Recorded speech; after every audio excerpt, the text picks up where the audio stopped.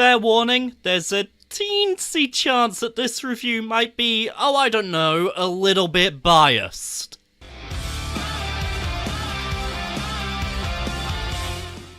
Sonic's had an interesting life. During the Mega Drive era, he could do no wrong, with Sonic 1, 2, 3, and Knuckles proving to be hit after hit. Even Sonic CD finally got the praise it deserved once it became easier and cheaper to get a hold of. But then the blue blur went missing for a spell. Bar a compilation and 2 spin-off titles, Sonic was noticeably absent from the Sega Saturn, and this arguably contributed to that console never taking off before he eventually re-emerged on the Dreamcast. Sonic Mania is a game that says, what if? Imagining Sonic running on the 2D powerhouse that was Sega's 32-bit console, and it is glorious!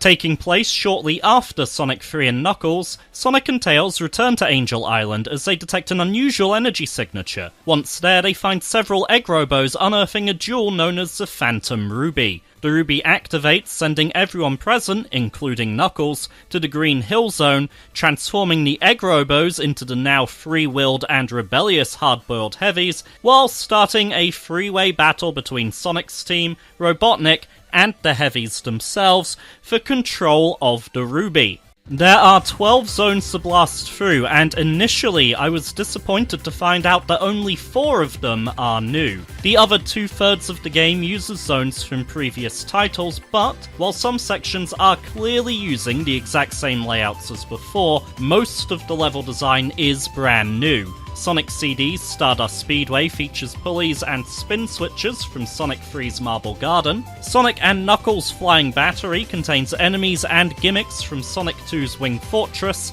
and Chemical Plant Zone has a bouncy goo that reminds me of Sonic CD's Wacky Workbench, only nowhere near as annoying. Let me tell you, these guys know how to make a good Sonic level. There are a few autopilot set pieces, sure, but most of the game harkens back to the classic formula of earning and maintaining your momentum. If you just hold right on the D-pad, you will be punished. You do actually have to stop and think to guide Sonic around, and there's even the odd puzzle thrown in for good measure. The pacing is simply perfect. Navigating each level feels fantastic because the physics, something Sega themselves haven't been able to accurately replicate in over 2 decades, are spot on. Sonic does exactly what you expect him to at all times. Running, jumping, and spin dashing feel exactly as you remember them, and characters finally react to slopes properly again. There's also a new drop dash move, but I completed my entire first playthrough without using it once because I forgot it was in the game, and there are no obstacles that require its use. It's most apparent that the developers know Sonic's mechanics inside and out when they're used for simply stunning boss battles. As with Sonic 3 and Knuckles, you'll face a mini-boss at the end of Act 1 and a quote-end-quote proper boss at the end of Act 2. Every single fight uses the gameplay elements you know and love in new and interesting ways. For example, the Flying Battery boss that makes you use the momentum of a jump from a spinning pole to knock Robotnik into deadly spikes. And you know what's really refreshing? Not once do you hear a support character's voiceover telling you what to do. If this was a current AAA game, I'd be told to watch out for the sun lamps during the Studiopolis boss fight. But here, I'm given enough credit that I'll figure that out for myself. Besides the usual 2D platforming, there are 2 other gameplay modes. The returning Blue Spear minigame, accessed through star lamps, and the special stages, accessed through giant rings hidden throughout the levels. Blue Spear is pretty much exactly the same as it was in Sonic 3 and Knuckles. You have to collect all of the blue orbs while avoiding the red ones, running around the edge of a group turns that block into rings, beating one of the minigames with all of the orbs nets you a silver medal, while getting all of the rings as well rewards you with a gold medal. These then unlock bonus content in the extras menu, and wow, some of the later levels are brutally evil but absolute genius. The special stages also include blue spheres. Here, you'll be chasing one of the UFOs from Sonic CD for the Chaos Emerald it's carrying. You're on a time limit that you can extend by collecting rings, with the blue spheres increasing your speed. You'll often be presented with 2 or more paths which force you to make a decision between collecting rings, blue spheres, or taking a shortcut to catch up with the UFO.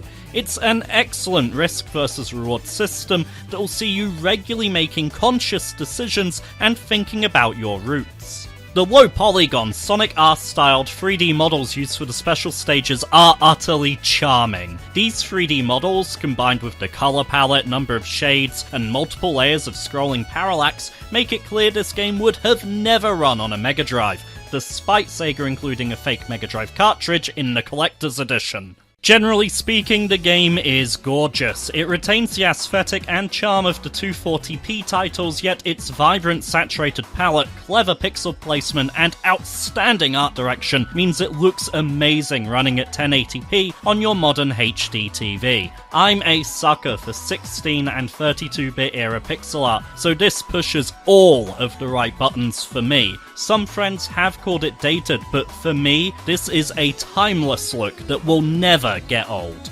Additionally, the music by T-Lopes is simply stunning. You've got remixes that put a new spin on familiar tracks as well as brand new songs for new levels. The updated compositions are respectful of their roots while doing enough to give them their own identity, and the new tracks blend in seamlessly with the old. I've already added the entire soundtrack to my daily playlist. Now, I did encounter a couple of bugs when playing, but it was nothing game-breaking, and actually, they were usually quite humorous. I suspect they'll even be patched out eventually, but for now, here's Knuckles getting trapped inside a moving platform.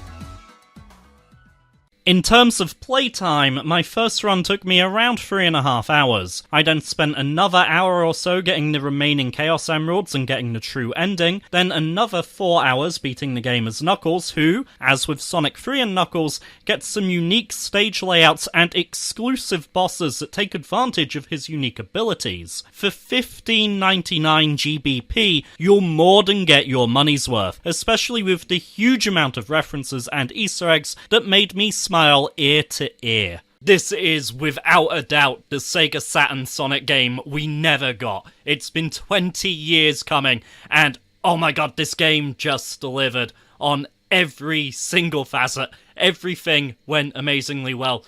Get this game. That's all I can say. Get this game. In the meantime, I've been Sam. Thank you very much for watching. Sonic Mania is amazing!